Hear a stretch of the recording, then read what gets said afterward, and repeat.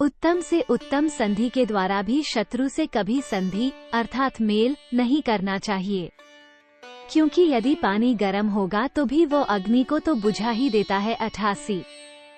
यदि दुर्जन विद्या से विभूषित भी हो तो भी उससे दूर ही रहना चाहिए, क्योंकि मणि से विभूषित होने पर भी क्या सर्प भयंकर नहीं होता है? अवश्य ही भयंकर होता है। 89। जो कार्य नहीं होने लायक है वो नहीं हो सकता है, और जो होने लायक है वो सर्वदा हो ही सकता है।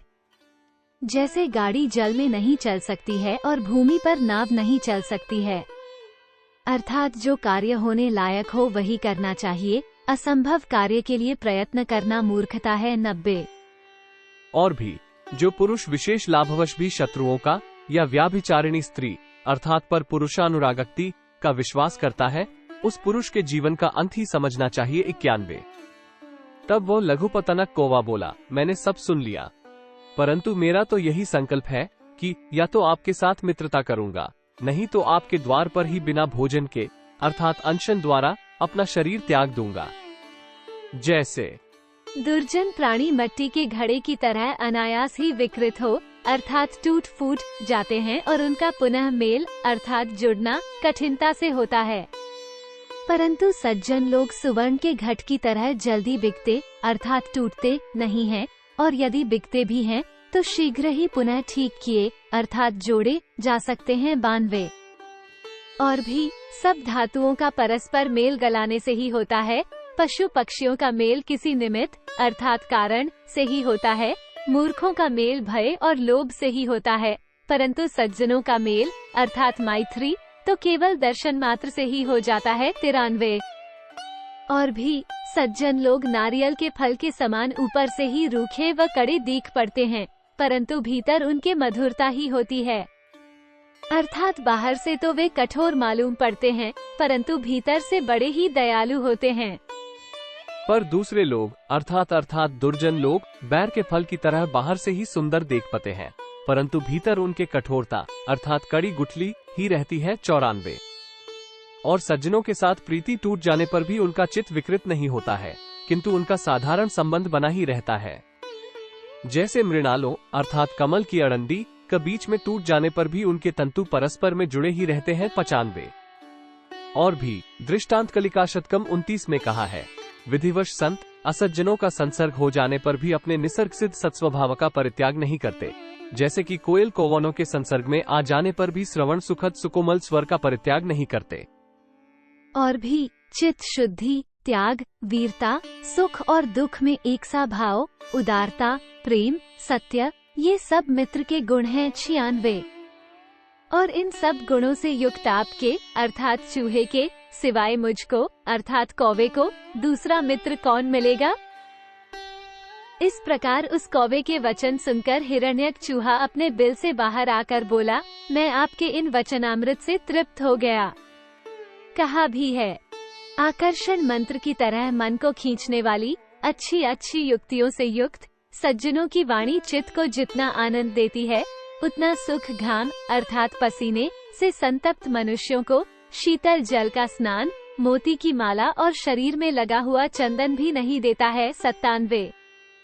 और भी गुप्त बातों को प्रकट कर देना, मांगना, निष्ठुरता, चित्त की अस्थिरता, क्रोध, झूठ बोलना, जुआ खेलना, ये सब मित्र के दोष हैं, परंतु तुम्हारी बातों को सुनने से इन दोषों में से एक भी दोष तुम्हारे में मुझे नहीं दिखते हैं। 98। क्योंकि मनुष्य की चतुराई और सच्चाई तो बातचीत करने से मालूम होती है, पर मनुष्य की नम्रता और गंभीरता तो उसे देखने से ही मालूम हो जाती है। 99। और भी शुद्ध हृदय वाले सज्जन की सहृदयता तो कुछ और ही प्रकार की होती है, और कुटिल हृदय धूर्त की बोलचाल कुछ और ही तरह की होती है, अर्थात सज्जन और दुर्जन का भेद तो बातों से ही मालूम हो जाता है। 100। और दुर्जन लोग सोचते कुछ और हैं, कहते कुछ और हैं, करते कुछ और हैं, परंतु सज्जन लोगों के मन में जो है वही वे कहते हैं और वही वे करते भी हैं। 101। अच्छा, जैसी आपकी इच्छा है वही ठीक है, आपकी मित्रता मुझे स्वीकार है। ऐसा कहकर हिरण्यक ने उस कौवे को अपना मित्र बनाकर उसे अच्छे अच्छे पदार्थ भोजन कराए और उसे संतुष्ट कर विदा करके अपने बिल में चला गया, और वह कौवा भी अपने स्थान को चला गया। और उस दिन से उन दोनों अर्थात कौवे और चूहे का आपस में प्रीति पूर्वक एक साथ भोजन, आदान प्रदान, कुशल प्रश्न और प्रेम पूर्वक बातचीत आदि से समय आनंद पूर्वक बीतने लगा। एक दिन उस लघुपतनक कौवे ने हिरण्यक चूहे से कहा कि हे मित्र, अब तो इस जंगल में भोजन भी कठिनाई से मिलता है, इसलिए इन स्थान को छोड़कर मैं अब किसी दूसरे स्थान में जाना चाहता हूँ। हिरण्यक बोला, मित्र, कहाँ जाओगे? कहाँ भी है? दांत, केश, नख, मनुष्य, ये 4 स्थान भ्रष्ट होने पर शोभते नहीं हैं। 102।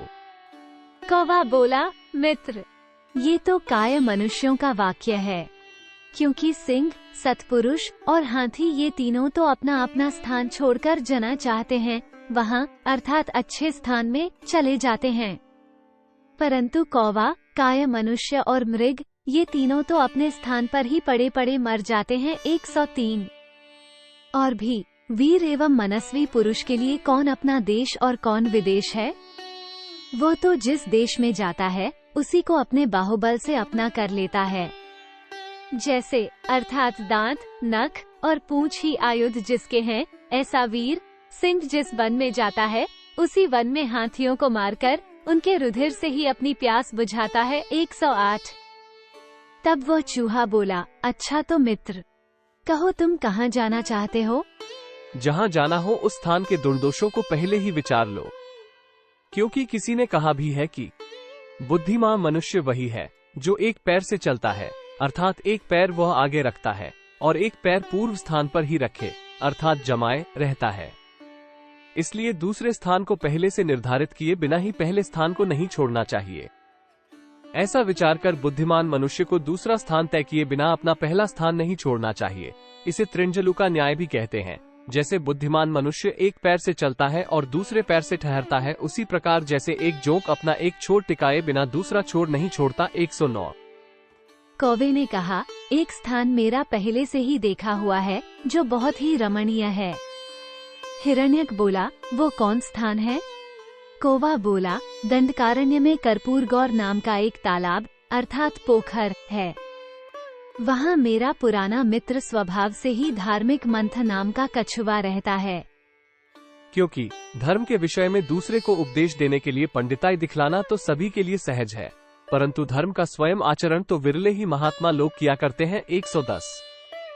अतः वो मंथ कछुआ अच्छा भोजन देकर मेरी अर्थात कौवे की रक्षा अवश्य ही करेगा। तब हिरण्यक चूहा बोला, तो मैं भी यहाँ रहकर क्या करूँगा? मैं भी तुम्हारे साथ ही वहाँ चलूंगा, क्योंकि जिस देश में सम्मान न हो, कोई जीविका न हो, कोई मित्र न हो और न किसी प्रकार की विद्या की प्राप्ति ही हो, उस देश को छोड़ देना चाहिए, उसमें कभी नहीं रहना चाहिए। 111। और भी धनी, श्रोत्रिय अर्थात वेद पाठी, राजा, नदी और वैद्य ये 5 जहाँ नहीं हो वहाँ मनुष्य को एक दिन भी नहीं रहना चाहिए। 112। और जिस देश में जीविका का साधन लोक भय, लोकलज्जा, सरलता, त्याग अर्थात उदारता ये 5 बातें न हो वहाँ कभी नहीं रहना चाहिए। 113। हे मित्र, जहाँ ऋणदाता, धनी, वैद्य, श्रोत्रिय अर्थात वैदिक विद्वान और जल से पूर्ण नदी ये 4 चीजें नहीं हो वहाँ कभी नहीं रहना चाहिए। 114। इसलिए मुझे भी वहीं ले चलो। तब कौवा बोला, अच्छा ऐसा ही सही। इसके बाद वो कौवा अपने मित्र अर्थात चूहे के साथ अनेक प्रकार की बातचीत करता हुआ सुखपूर्वक उस तालाब के पास पहुंचा। इसके बाद लघुपतनक कौवे को दूर ही से देखकर मंथ कछुआ ने उसका अतिथि सत्कार करके हिरण्यक का भी यथोचित सत्कार किया। क्योंकि अगले भाग के लिए जुड़े रहिए एवं इस भाग को लाइक और इस चैनल को सब्सक्राइब करना ना भूलिए, क्योंकि पंचतंत्र 1.270 में कहा है, उपकार करने वालों के प्रति जो साधु है अर्थात उनके प्रति साधु सम्मत व्यवहार करता है, उसकी साधुता कौन सा गुण है? अपकार करने वालों के प्रति जो साधु है अर्थात उसके प्रति भी साधु सम्मत व्यवहार करता है, उसे संत साधु कहते हैं। अतः चैनल से जुड़े रहने के लिए धन्यवाद। कोष्टक